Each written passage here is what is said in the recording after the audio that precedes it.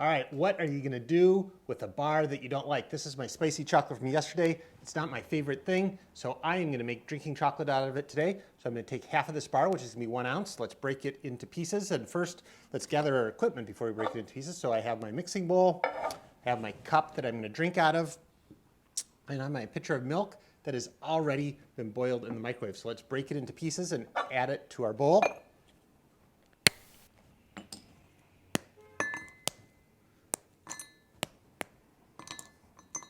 Smaller the pieces, the better and easier it will melt.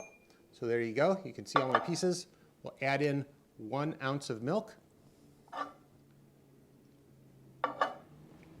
And then I also have my fork, so we need to let it sit for just a little bit. Hopefully my milk didn't cool off enough too much while I was waiting to do this. All right, and so what the milk is gonna do is it's gonna make it a little, the milk fats are gonna tamp down some of that spiciness for me. It's also, this is something that is really good to do if you wanna use it with any chocolate that's bloomed, any chocolate that's sat in the sun, any chocolate that has just gotten old or brittle, or like I said, one you don't like. So I think my milk has cooled off a little bit too much in the ambient air here.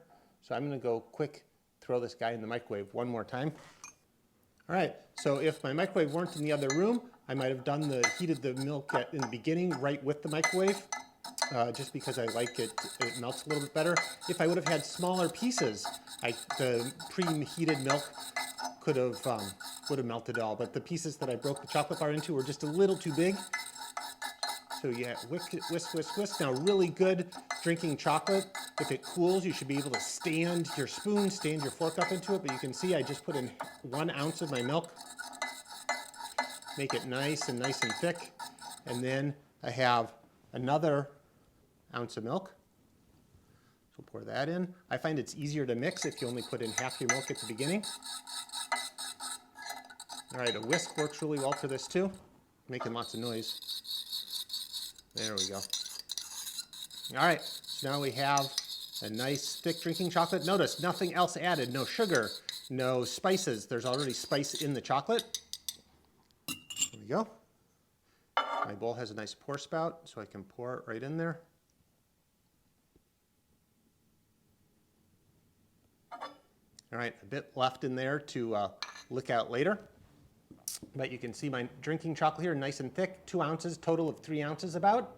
All right, well, here we go. So this was the one that was way too spicy last time. Let's see how we did this time.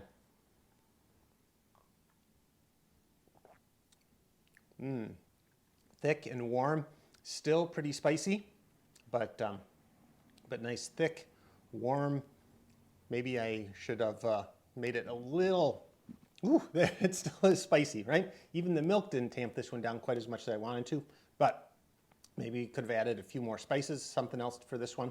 But fun thing to do with anything that's bloomed, anything that's old, just melt it down. I like to do 1 ounce of chocolate to 2 ounces of milk. That seems to be a pretty good ratio for me. Nothing else needed. It is nice and thick. Nice and thick, and as you saw in I could have gotten a little bit more if I would have had a whisk. Could have probably gotten a little bit more of that mixed off the bottom.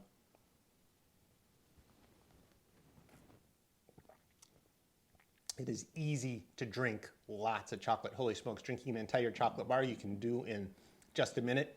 I find it's much more satisfying actually to break it and eat it because you go much slower.